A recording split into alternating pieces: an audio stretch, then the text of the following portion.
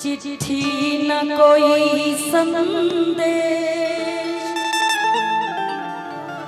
जाने वो कौन सा देश जहाँ तुम चले गए।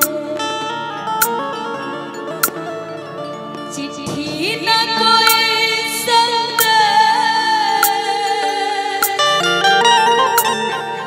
जाने वो कौन सा देश जहाँ तुम चले गए।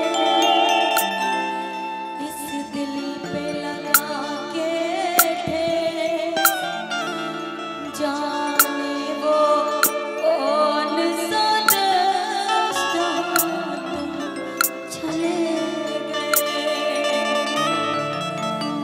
एक आह भरी होगी हमने न सुनी होगी, जाते जाते तुमने आवाज तो दी होगी।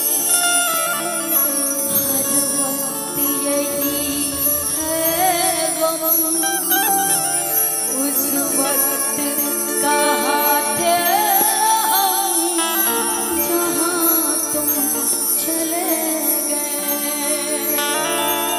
जहाँ तुम चले गए।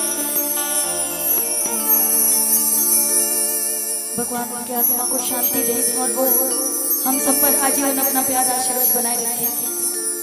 आइए, ये जो टाइम है इसको भी देखना है, दुख सबके जीवन में आता है। आइए बोले छठी मैया की। और छठ का जब भी नाम आता है सबसे पहले मेरी आंख भर आती है। आज वो दिन के हो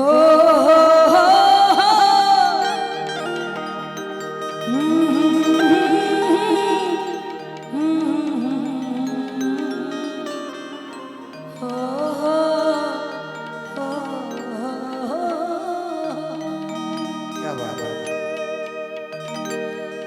दीही दर्शन सूरज गोसैया, आजू मध्यपुरा के घाट, बरती पर होई ना सैया, आजू बराही के घाट। कि आज बरही के घाट,